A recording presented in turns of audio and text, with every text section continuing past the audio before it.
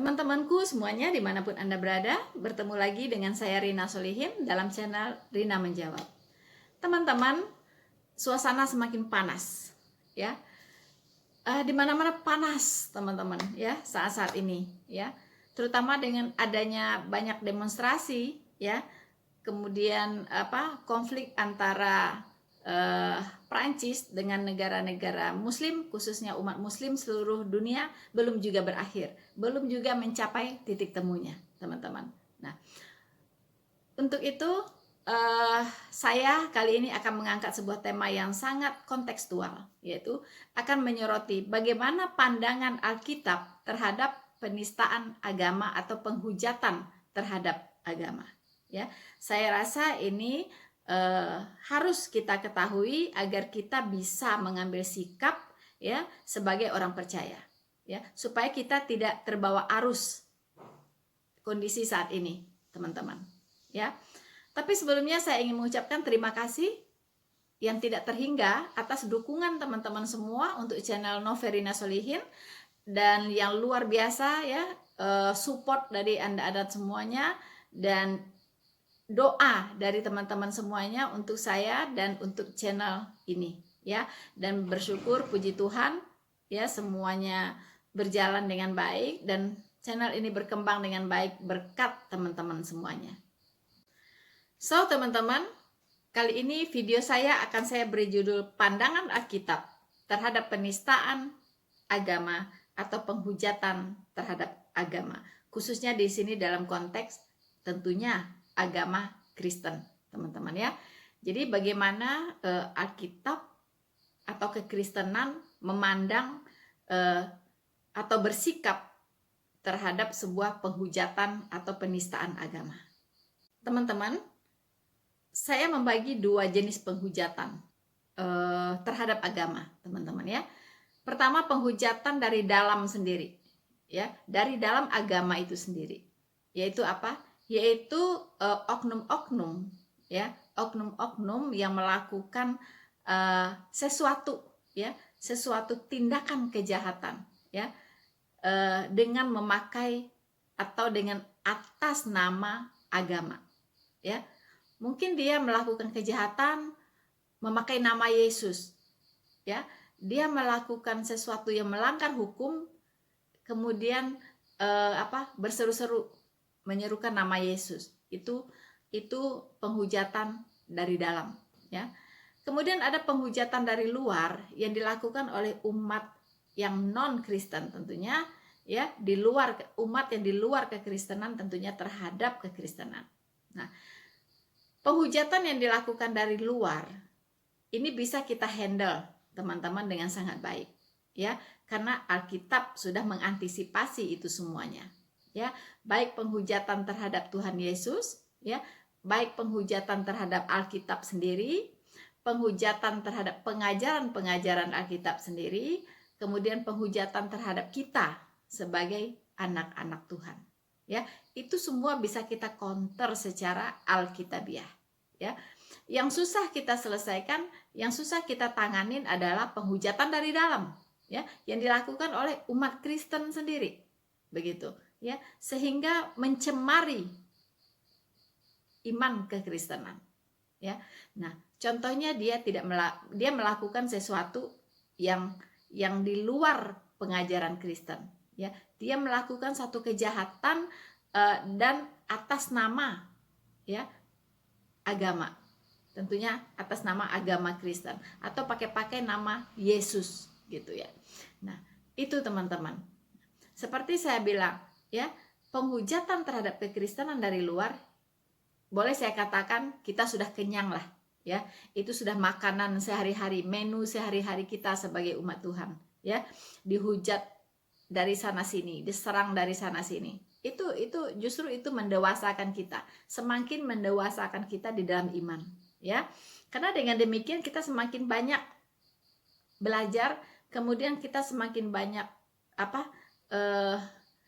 semakin memiliki pengetahuan untuk bagaimana kita bisa menjawab, bagaimana kita mempertanggungjawabkan iman kita kepada orang-orang luar, ya, teman-teman.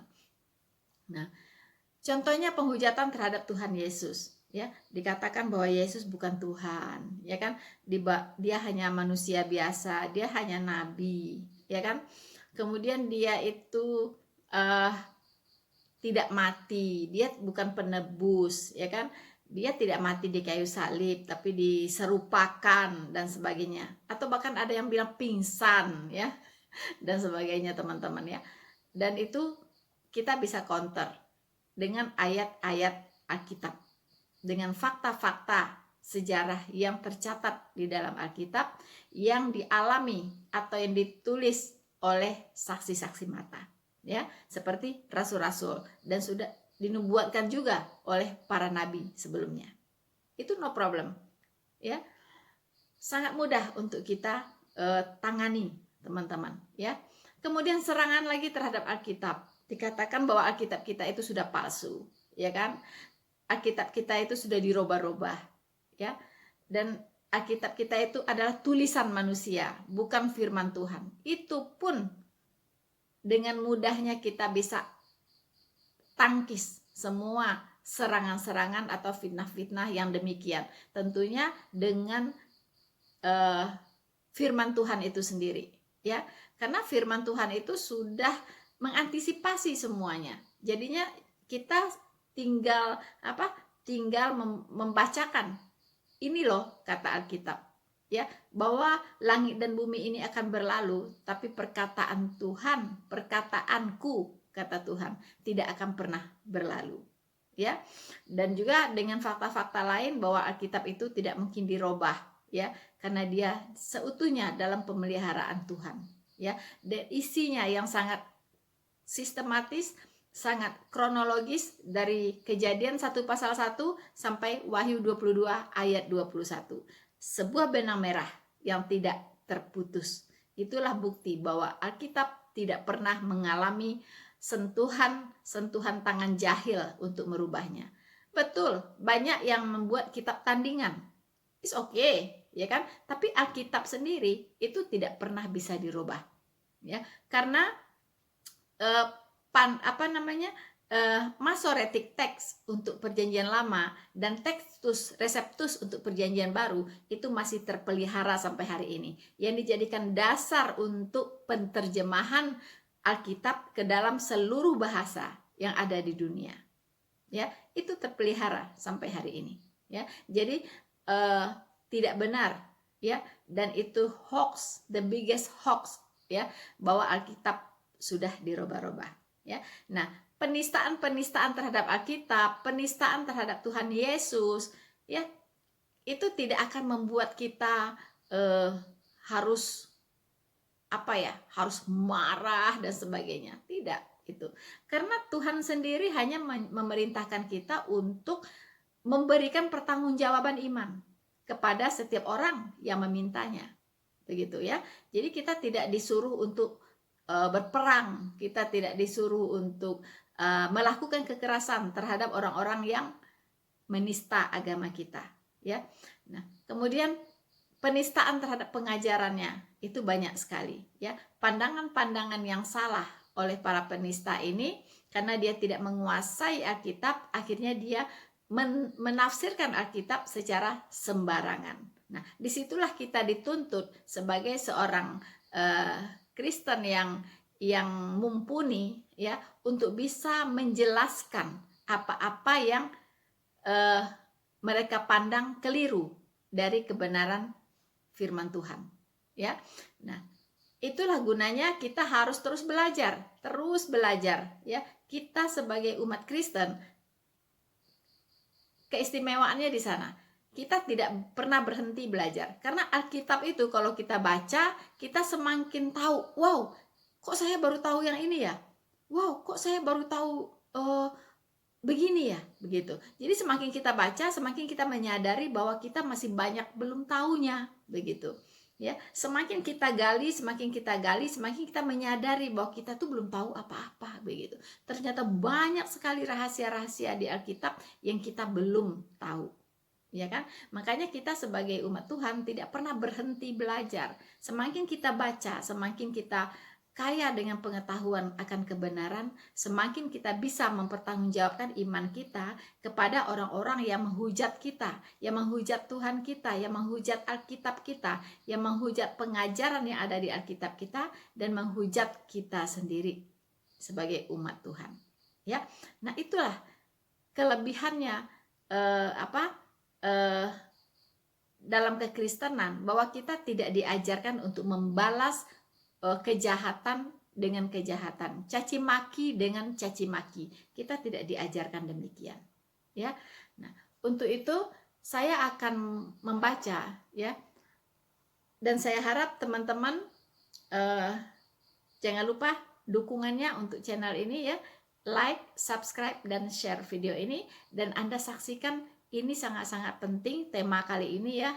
Sama pentingnya dengan yang lain, tapi ini sangat kontekstual dengan suasana saat ini, ya. Jadi teman-teman mohon saksikan video ini dari awal sampai selesai, ya. Karena kalau sepotong-sepotong Anda tidak akan dapat pesan seutuhnya dari apa yang ingin saya bagikan, ya teman-teman, ya.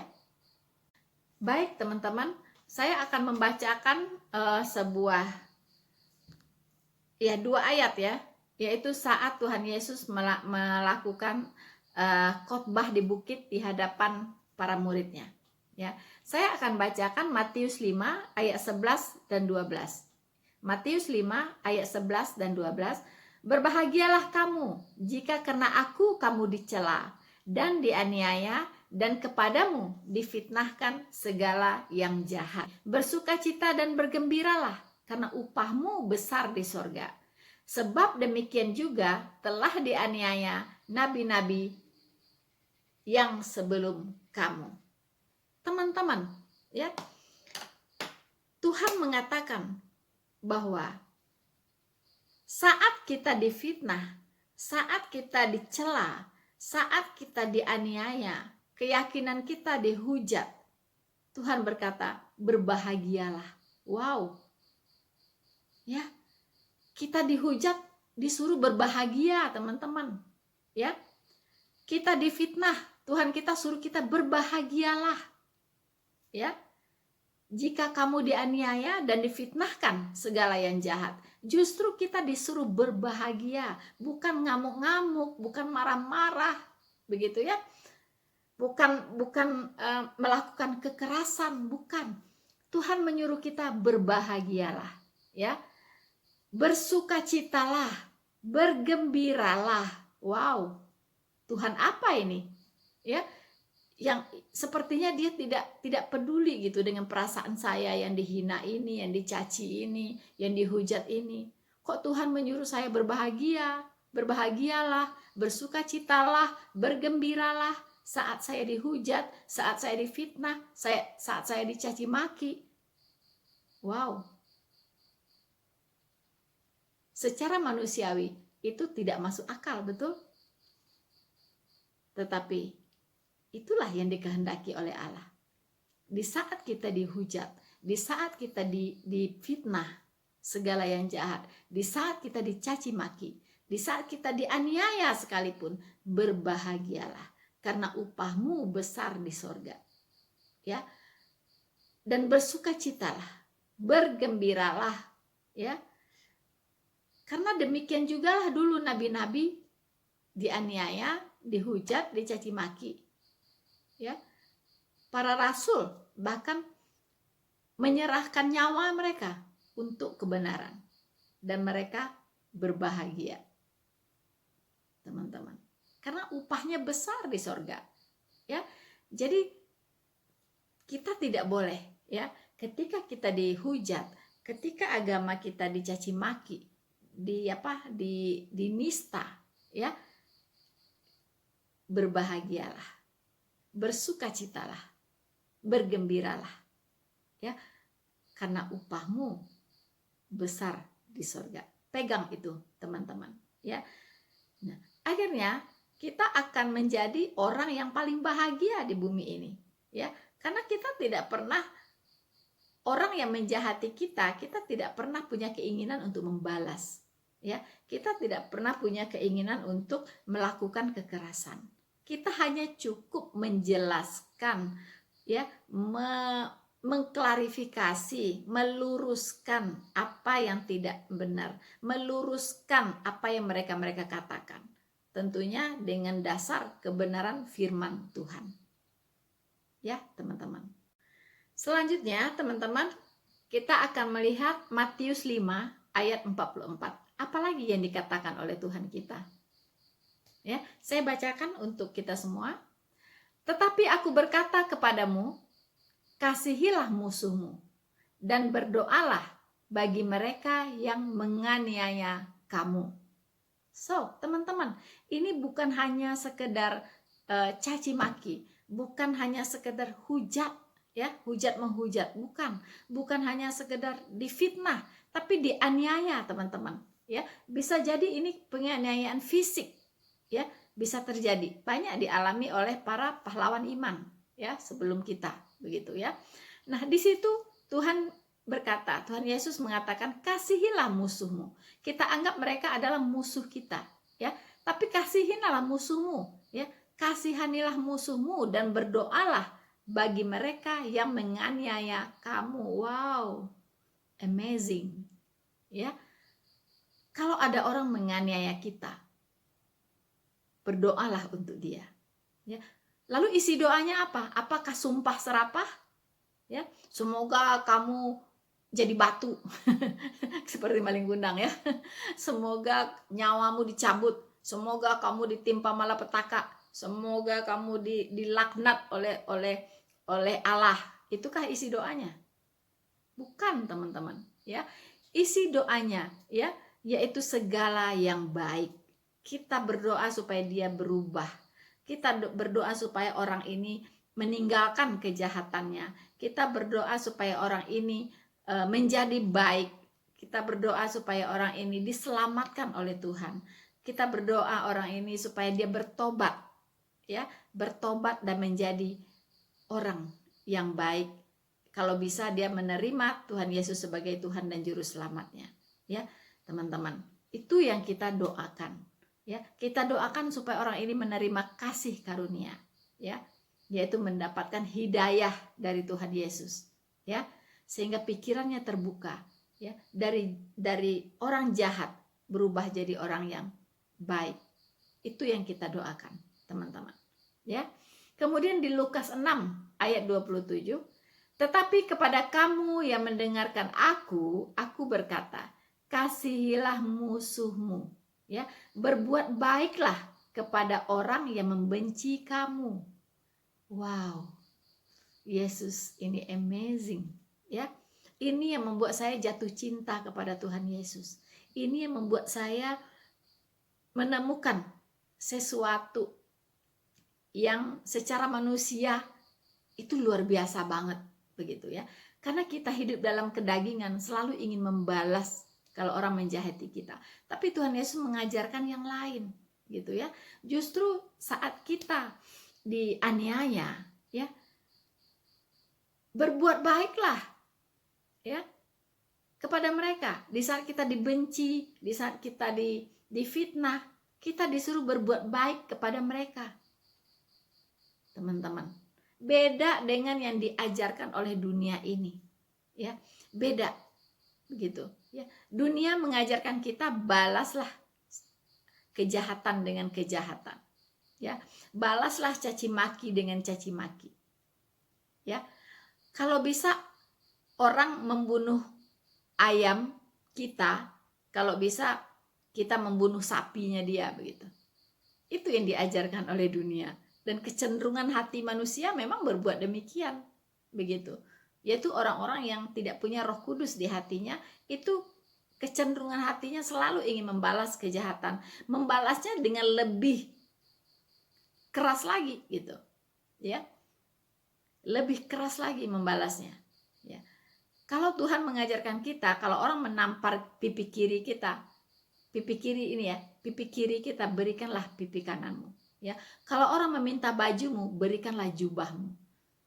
Itu kalau manusia seperti ini ada di dunia ini semuanya, maka dunia ini sudah seperti di sorga, teman-teman. Damai, tentram, tidak ada kekerasan, ya, tidak ada kekacauan. Kalau ini pengajaran dari Tuhan Yesus ini bisa dipraktekkan oleh semua manusia. Ya. Nah, teman-teman, kita akan lanjut di Lukas 6 ayat 35. Ya. Tetapi kamu kasihilah musuhmu dan berbuat baiklah kepada mereka dan pinjamkanlah dengan tidak mengharap balasan. Ya, maka upahmu akan besar dan kamu akan menjadi anak-anak Allah yang maha tinggi. Sebab ia baik terhadap orang-orang yang tidak tahu berterima kasih dan terhadap orang-orang jahat. Wow, teman-teman, rupanya Tuhan ingin menyadarkan kita bahwa manusia ini diciptakan seturut dengan gambar dan rupa Allah. Ya, seturut dengan gambar dan rupa Allah. Makanya Tuhan itu mengasihi semua orang. Ya, dia mengasihi orang jahat juga. Dia mengasihi juga orang-orang yang tidak tahu berterima kasih. Makanya di 1 Nas dikatakan bahwa Tuhan menurunkan hujan bukan untuk orang baik saja, tapi untuk orang jahat juga. Begitu, ya. Kalau hujan turun, di situ ada orang jahat, ada orang baik, semua kehujanan, teman-teman. Ya, seperti di Jakarta, semua kebanjiran. Begitu ya. Jadi apa? Tuhan itu sangat mengasihi, ya, mengasihi manusia, ya. Makanya kadang-kadang kita bisa lihat, loh, si itu tuh kan orangnya jahat begitu ya, tapi kok hidupnya enak banget gitu ya. Ya, sepertinya dia diberkatin oleh Tuhan gitu. Ya. Kok saya udah apa? Sudah susah-susah ikut Tuhan, sudah begitu berjuang untuk tetap setia, tapi kok dia hidupnya lebih enak dari saya begitu.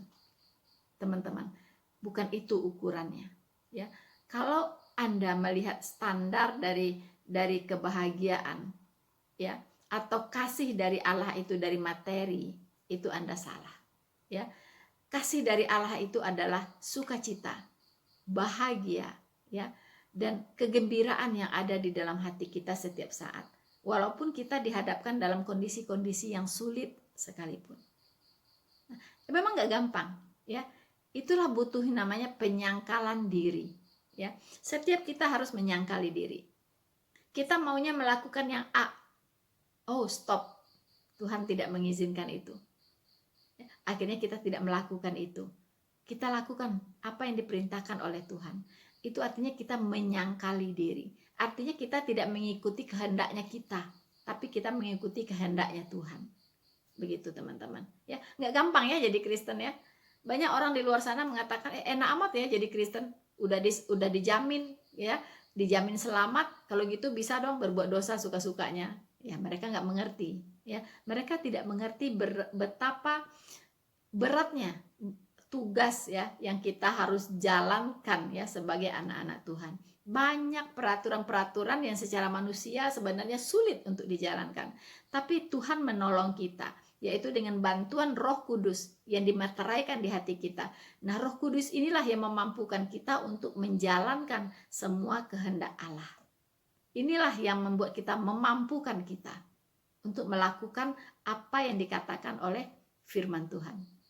Kalau tanpa Roh Kudus, dengan kekuatan sendiri, tidak akan pernah bisa. Dijamin, tidak ada manusia yang bisa mengasihi musuhnya, berdoa untuk orang yang membenci dia. Tidak bisa. Ya, ya, berdoa yang baik untuk orang yang menganiaya dia. Bukan nyumpah-nyumpahin begitu ya. Ya, berdoa ya, tapi isinya sumpah serapah gitu. Bukan itu bukan ajaran Tuhan. Ya. Bisa jadi itu ajaran iblis, teman-teman ya. Nah, jadi berdoa itu penting ya. Kita berdoa untuk orang yang baik saja kepada kita. Apa bedanya dengan orang-orang yang tidak mengenal Allah? Mereka juga baik terhadap orang yang baik kepada mereka, gitu ya. Jadi kalau kita hanya baik kepada saudara kita, kepada orang-orang yang juga baik kepada kita, lalu apa bedanya kita dengan orang-orang dunia ini? Begitu, teman-teman. Ya.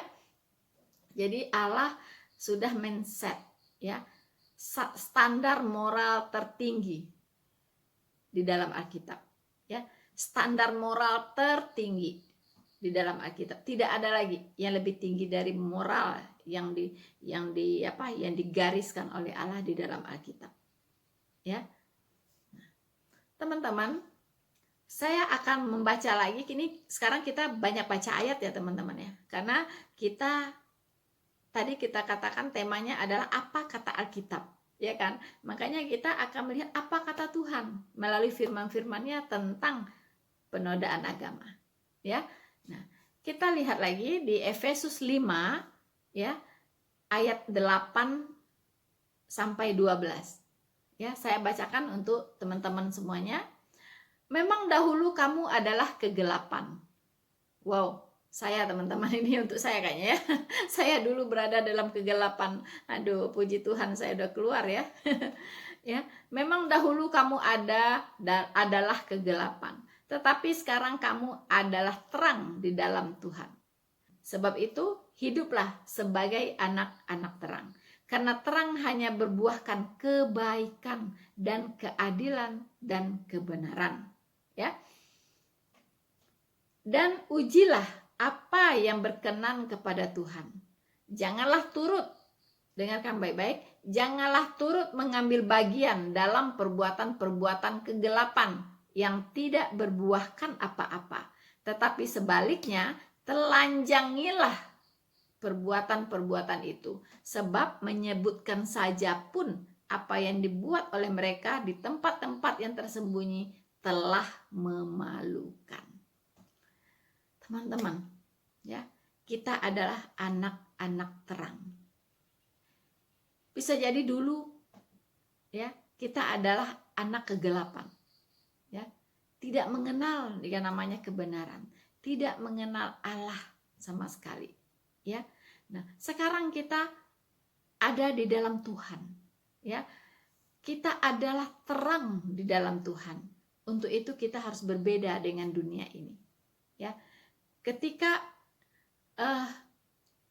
ada sekelompok orang melakukan kejahatan di mata Tuhan, janganlah turut mengambil bagian di dalam perbuatan-perbuatan itu, ya. Misalnya ada tawuran, kita ikut tawuran, ya kan? Ada demo bakar-bakar toko misalnya, kita ikut, ya kan? Nah, ada apa?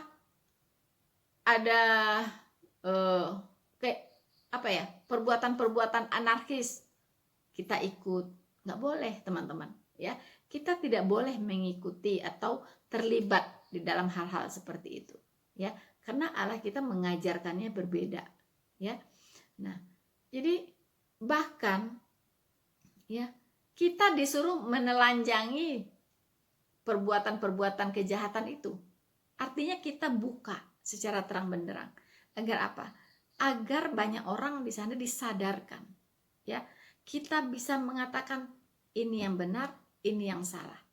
Ya, makanya di sini dikatakan ujilah, ya, ujilah segala sesuatu. Ya.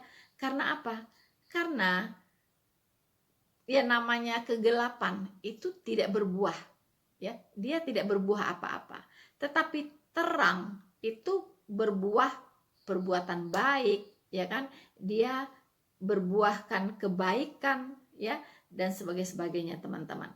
Ya. Itulah perbedaannya manusia kegelapan dengan manusia terang. Ya, itu dari buahnya. Ya, manusia terang itu buahnya semuanya kebaikan. Ya, manusia kegelapan itu buahnya semua kejahatan. Nah, ini sangat bisa dibedakan, teman-teman. Ya. Nah, jadi kita harus bisa ya menahan diri. Jangan sampai ikut terlibat di dalam tindakan-tindakan melawan hukum, di dalam tindakan-tindakan yang bertentangan dengan firman Tuhan. So, teman-teman, selanjutnya kita akan buka Yohanes 16 ayat 1 sampai 4, ya. Yohanes 16 ayat 1 sampai 4, teman-teman, ya.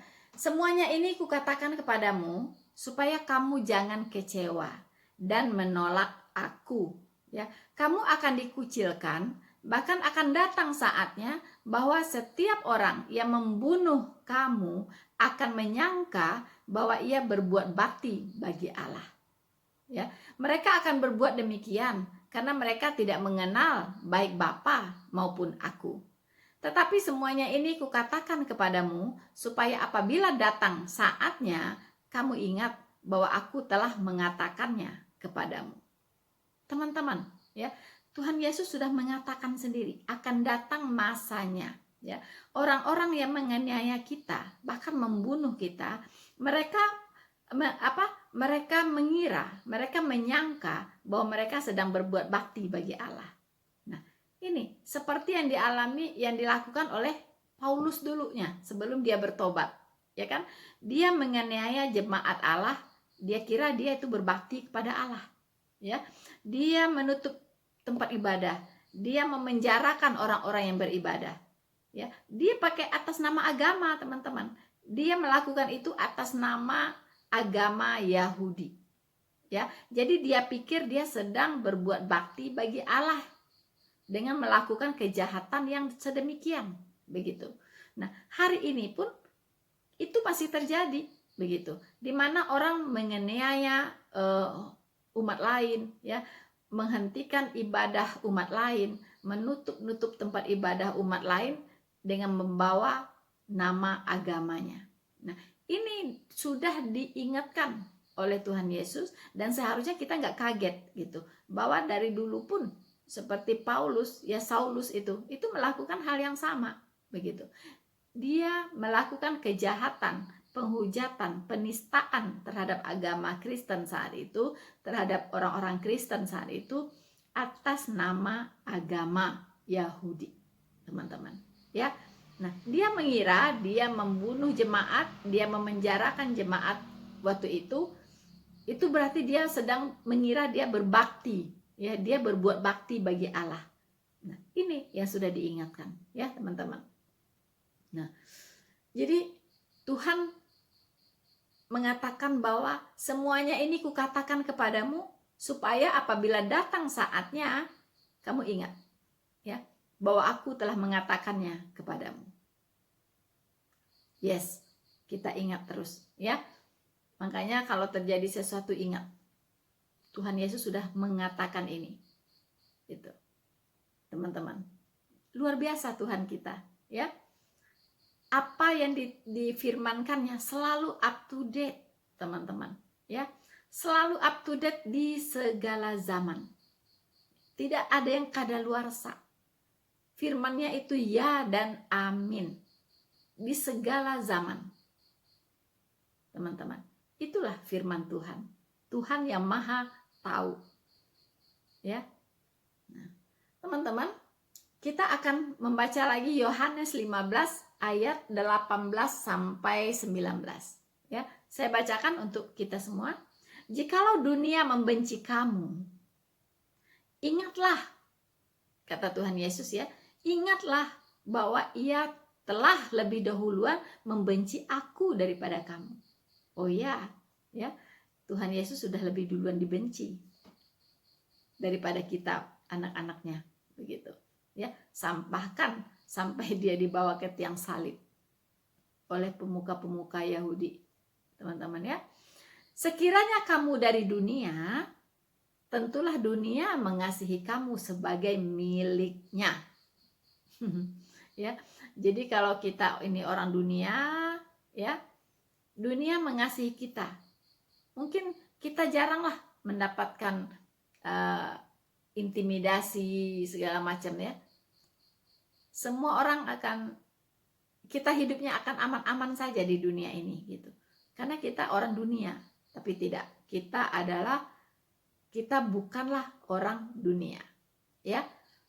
Kata Tuhan, tetapi karena kamu bukan dari dunia. Nah, kita bukan dari dunia, melainkan aku telah memilih kamu dari dunia, ya. Sebab itulah dunia membenci kamu. Teman-teman, puji Tuhan, kita bersyukur bahwa kita semua ini adalah anak-anak pilihan Tuhan, ya. Tuhan sudah memilih kita. Sebenarnya Tuhan itu tidak memilih-milih orang.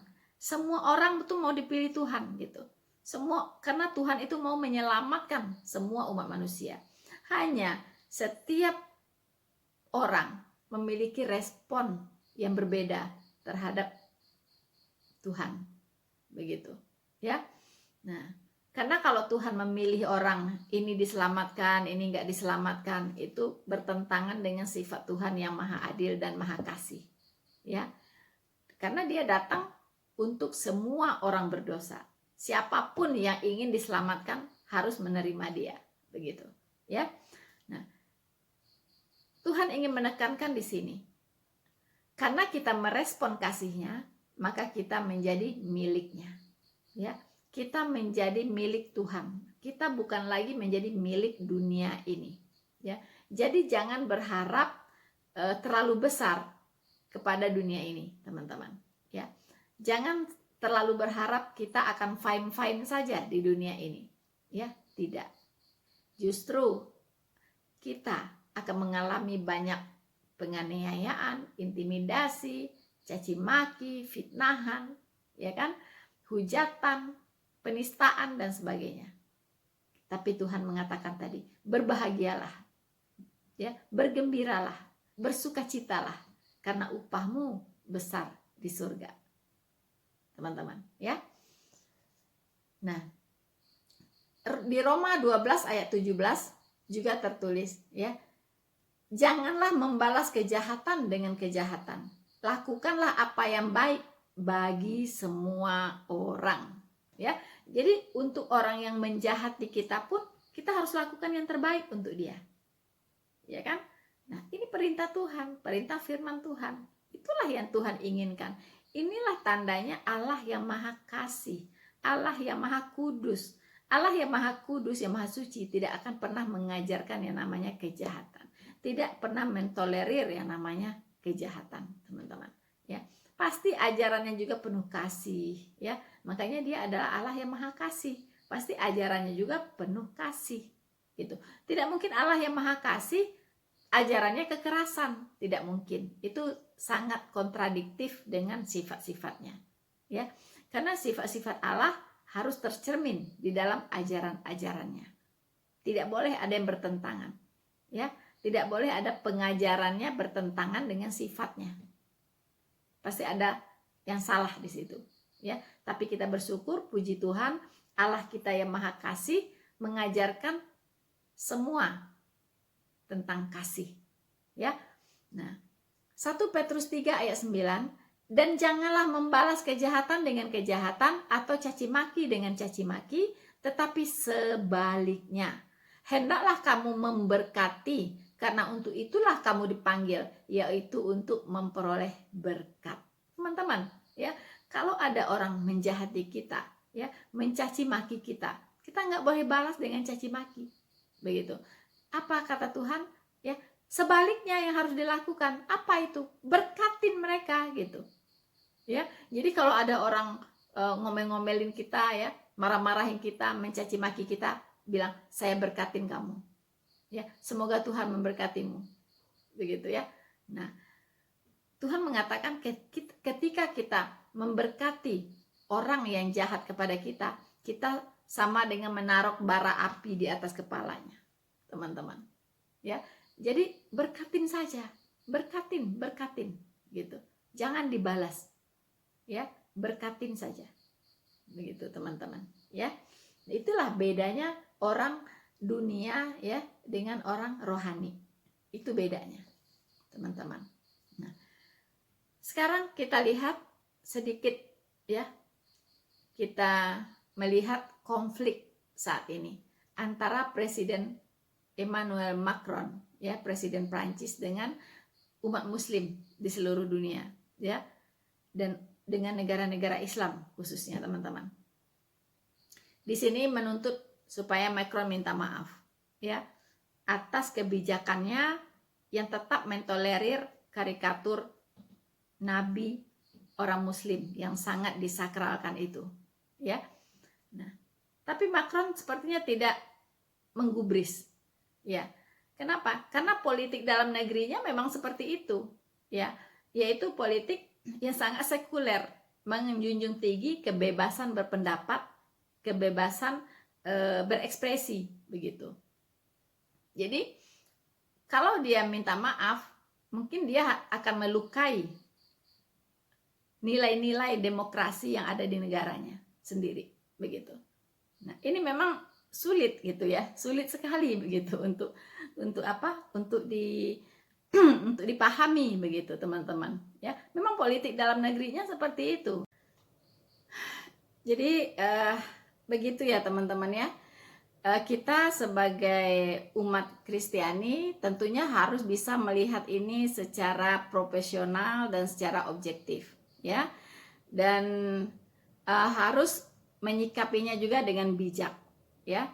Nah, teman-teman, kita melihat apa respon dari umat Muslim, ya, terhadap Presiden Prancis ini, teman-teman. Kita sudah lihat. Pertama, mengutuki, ya pasti dong, ya kan, mengutuki sikap dari Presiden Prancis ini yang tetap mentolerir, membiarkan beredarnya karikatur nabinya orang Islam yang sangat disakralkan itu, ya. Dan ini bagi Muslim ini betul-betul sangat menyakitkan, begitu ya, teman-teman ya, karena mereka sangat menjaga kesakralan dari nabi mereka ini, gitu, teman-teman ya. Maka terjadilah demonstrasi di mana-mana ya, termasuk di Indonesia, di daerah-daerah saya lihat banyak sekali ya demonstrasi yang diadakan, bahkan ke tempat les-lesnya bahasa Perancis pun walaupun kosong gedungnya tetap aja di demo di depannya ya, teman-teman ya. Nah, ya kita ikutlah berempati untuk itu. Cuman kita berharap, teman-teman, jangan sampai terjadi anarkisme ya. Jangan ada tindakan-tindakan anarkis terjadi di negeri ini ya, gara-gara demo ini, teman-teman. Karena banyak sekali aset-aset Prancis di sini seperti Carrefour ya, kemudian hotel ya, kayak Novotel itu kan Prancis punya, teman-teman, ya kan, ya. Dan banyak lagi yang lain, pabrik-pabrik juga banyak sekali gitu. Pabrik Aqua itu miliknya siapa gitu ya? Aqua itu miliknya Prancis juga, teman-teman. Ya. Sekarang timbul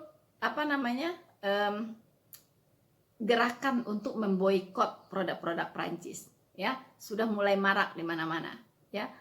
Mereka masuk ke supermarket ya, ke Indomaret mungkin, Alfamart mungkin, dan lain-lain, kemudian membeli produk itu, kemudian menghancurkannya di halamannya begitu, teman-teman ya. Tapi saya khawatir ya, apakah dengan memboikot produk ini sudah sesuatu solusi begitu, teman-teman? Apakah ini tidak akan menimbulkan masalah baru begitu? Mengapa? Karena produk-produk ini sebenarnya diproduksi juga di dalam negeri, di Indonesia ini ya. Nah, pabrik-pabrik ini tentunya merupakan wadah ya yang menampung tenaga kerja Indonesia sendiri begitu, memperkerjakan orang-orang Indonesia sendiri. Paling beberapa orang saja, manajer-manajer mungkin yang punya posisi-posisi penting, mungkin itu orang luar begitu ya. Tapi kalau buruhnya, karyawannya semua kan orang Indonesia juga. Kalau produk-produknya diboikot dan tidak berproduksi di Indonesia, itu pengangguran akan menjadi berapa banyak begitu. Dengan COVID aja, dengan masalah COVID aja kita belum selesai dengan pengangguran yang diciptakan oleh COVID ini, teman-teman. Begitu banyak yang dirumahkan, ya, begitu banyak yang kehilangan jobless. Sekarang ditambah lagi tutupnya pabrik Aqua misalnya, ya, ditutup pabrik, banyak produk-produk yang ada di Indonesia ini ya, yang diproduksi di Indonesia sendiri gitu. Nah, itu akan menciptakan penganggur baru begitu. Nah, ini harus dipikirkan juga begitu. Apakah dengan memboikot produk Prancis ini memang solusi yang terbaik, atau masih ada nggak jalan lain selain memboikot produk ini supaya tidak memakan korban orang sendiri begitu ya. Para pekerja akhirnya dirumahkan, pabriknya ditutup, atau bisa jadi ditarik ke luar negeri gitu. Prancis menarik investasinya yang ada di Indonesia ini, dibawa lagi ke negara lain mungkin yang lebih aman begitu. Dipindahkan, kan sudah banyak kejadiannya ya. Karena kita banyak huru-haranya di sini, terlalu banyak demo-demonya, akhirnya investor asing itu takut begitu. Takut nanti pabrik mereka dibakar ya kan, dan segala macam. Mereka kan berinvestasi di satu negara itu pertama harus aman dulu. Negara itu aman nggak untuk mereka gitu, kondusif nggak untuk mereka begitu ya. Nah, bisa jadi, nah mungkin bukan cuma Prancis, nanti investor-investor yang dari Eropa yang lainnya ikut-ikut menarik perusahaannya keluar gitu. Mungkin dia pindah ke Vietnam, mungkin dia pindah ke Filipina dan sebagainya, ke China mungkin begitu, ke India ya kan, yang lebih kondusif begitu teman-teman. Nah ini harus dipikirkan juga gitu. Jadi jangan hanya berpikir satu sisi gitu, harus pikir jauh lagi ke depannya, ke belakangnya begitu ya teman-teman. Kemudian memutuskan hubungan diplomatik, sudah mulai nih wacana ya, wacana dari ya, para tokoh-tokoh politik lah ya, sudah terpikirkan untuk memutuskan hubungan diplomatik. Wow, ini sangat berbahaya kalau menurut saya ya. Mengapa?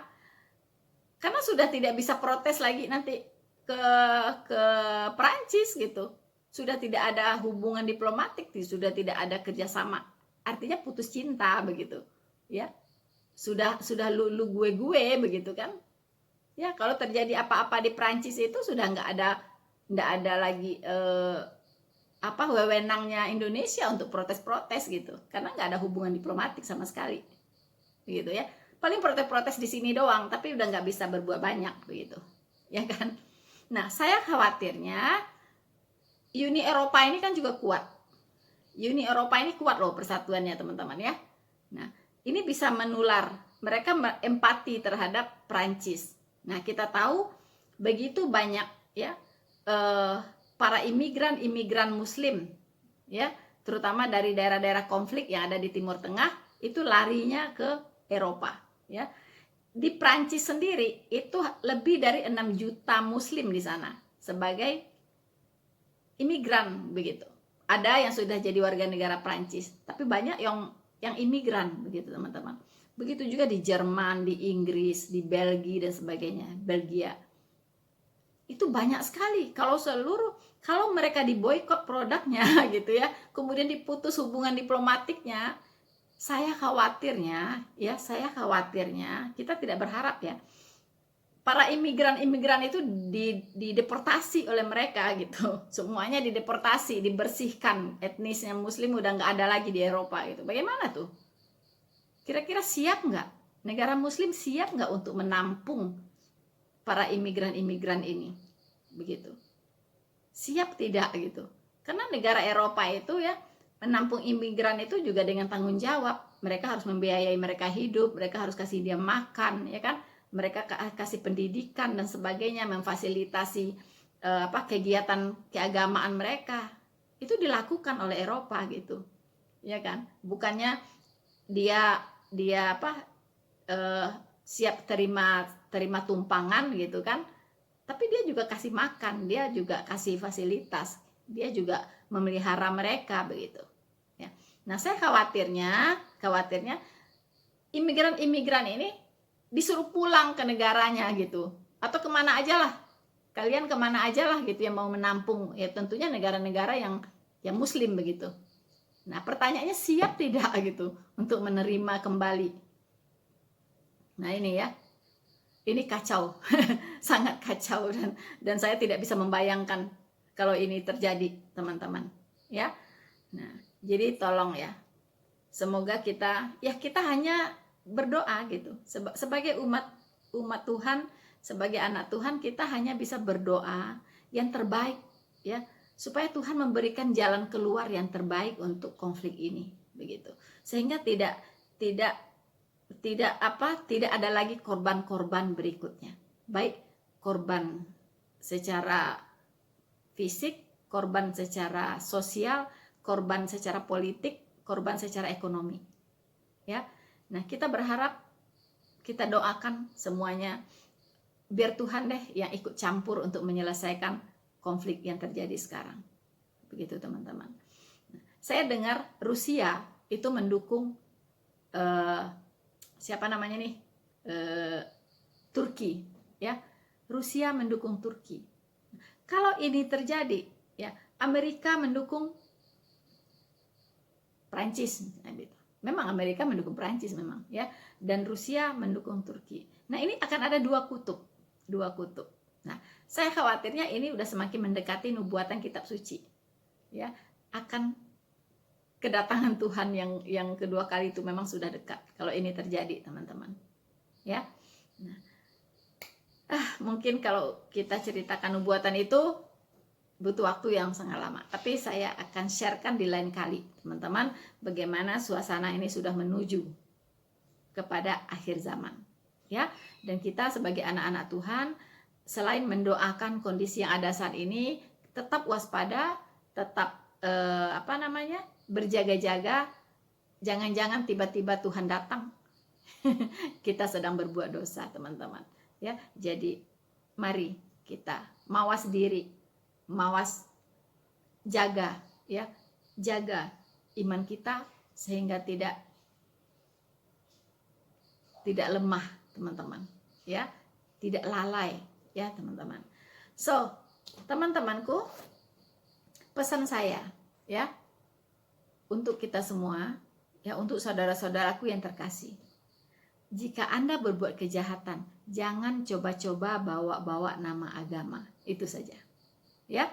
Jangan coba-coba bawa-bawa nama agama, karena itu akan menimbulkan masalah yang sangat-sangat besar, akan menistakan agama itu sendiri, ya. Kalau Anda berbuat baik, silahkan Anda bawalah nama agama, ya. Anda gaungkan nama Tuhan Anda, nama Tuhan kita, begitu, ya. Tapi kalau Anda berbuat jahat, please jangan bawa-bawa nama Tuhan Yesus, jangan bawa-bawa agama. Itu aja pesan dari saya, teman-temanku, ya. Jangan lupa Anda tetap dukung channel Rina Solihin, ya, dengan like, subscribe, dan share video ini, ya. Semoga apa yang saya sampaikan bermanfaat untuk kita semua. Tuhan Yesus memberkati. Maranatha.